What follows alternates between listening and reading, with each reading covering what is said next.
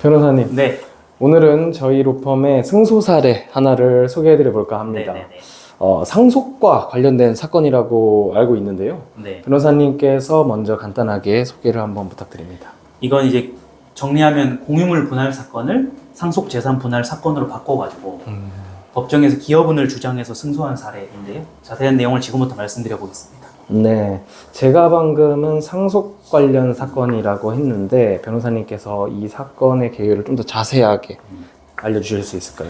일단 저희 의뢰인이 그 사형제 중에 맏딸이었고 그 다음에 소송을 당했어요. 한 게 아니라. 네, 네. 부모님이 사망하고 나서 다른 자녀 의견 4명이 서로가 의견이 달라서 다른 자녀로부터 소송을 당했는데 이게 이제 본인 입장에서 부모님의 부양을 단독으로 최대한 많이 감당했는데 오히려 이제 재산이 좀 있다 보니까 다른 자녀들이 돈을 요구하는 상황이었거든요. 그래서 이거를 이제 공유물이 묶여있는 집을 해소하고 지분을 빠르게 정리해야 된다. 이걸 원해서 우리 로펌을 찾았던 사건이죠. 네. 이렇게 상속과 좀 관련된 사건들이 보면 되게 좀 복잡하기도 하고 그렇습니다.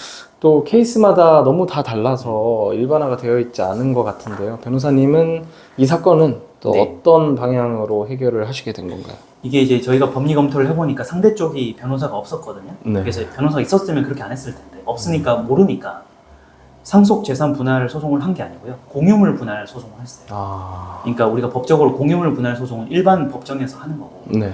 상속 재산 분할은 가사 법정에서 하는 거예요. 근데 북부지방법원 일반 법정인데 여기에 피소가 된 거예요. 제가 보니까 공유물 분할 사건이에요. 그러면은 상속 재산 분할이 되고 나서 그 다음에 공유물 분할됐냐 이게 아니라 이게 법을 모르니까 네. 잘못한 거예요. 그래서 저희가 공유물 분할 소장이 접수된 그 북부지방법원 판사한테 이 사건은 일반 공유물 분할이 아니라 상속재산 분할로 가야 된다. 이송 신청을 했거든요.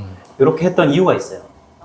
일반 사건에서는 기여분 주장이 힘들고요. 네. 기여분이란 건 부모님을 자녀가 부양하는 거니까 가사법이거든요. 네. 그래서 이 상속재산 분할로 가사법정에 가야만 기여분 주장이 가능하고 그렇게 되면 우리 의뢰인이 기여를 제일 많이 했기 때문에 유리해지는 사건이었어요. 그래서 가정법원으로 이송 신청을 했더니 그 북부지방법원에서 받아줬고 네. 그래서 가정법원에 가게 된 사건이고요. 그게 이제 첫 번째 절차적인 쟁점이었고 네. 두 번째는 이제 그 상대방들의 의사를 자녀들 의사를 좀 확인해 보니까 제가 그 상대방 변호사가 없었기 때문에 일일이 그 소송 끝나고 물어보기도 했는데 네. 이분들은 뭐 공유라든지 어떤 영업이라든지 이런 데 집착하는 분들이 아니고 그냥 현금이 필요한 분이었어요. 다만 이제 우리 의뢰인이 장사를 하면서 현금이 제일 많았기 때문에 네. 현금을 좀 떼주는 방식으로 협의가 가능하겠다라고 판단이 됐고요. 그쪽에서는 뭐 경매를 하라고 신청서를 올렸는데 경매를 하면 사실 낙찰가 떨어지기 때문에 네. 모두가 피해를 받거든요. 그래서 경매는 안 된다.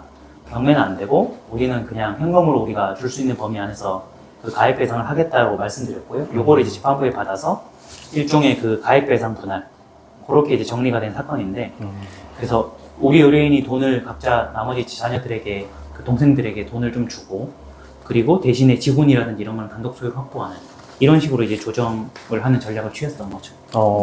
제가 알기로는 이제 아파트랑 상가, 영업권까지 모두 다 의뢰인의 단독 소유로 네. 정리가 됐다고 알고 있는데 굉장히 쉽지 않은 상황이었었던 네네. 걸로 제가 알고 있는데요. 네. 이 사건의 뭐 결론은 그러면 어떻게 된 건가요? 결론은 일단 조정으로 잘 다 해결됐는데요. 이게 사실은 아파트가 있고 상가가 있고 영업권이 있었어요. 네. 근데 아파트하고 상가는 어차피 부동산이기 때문에 조정이든 소송이든 문제없이 판결문에 넣을 수 있고요. 중요한 건 영업권인데 이게 장사를 하는 영업권은 서류를 받아야 되는데 이거는 사실은 그 판결로 해결하기 힘든 거거든요. 네. 인감을 받는다든지 이런 것들 때문에 이 절차에 협력하라는 식으로 판결 선고를 받기가 힘들어서 정작 중요한 건 의뢰인은 장사를 하는 가게를 지키는 거였기 때문에 네. 이 영업권을 어떻게든 확보하고 싶다라고 말씀을 하셨어요. 그래서 이 영업권을 확보하기 위해서는 판결보다는 조금 더 융통성 있는 조정으로 가야 된다. 그리고 그 조정 안에서 최대한 해결을 해야 된다는 판단이 돼서 저희가 사실 조정을 3번 정도 했는데 네. 3회 조정 만에 최종적으로 마무리가 잘 됐고요.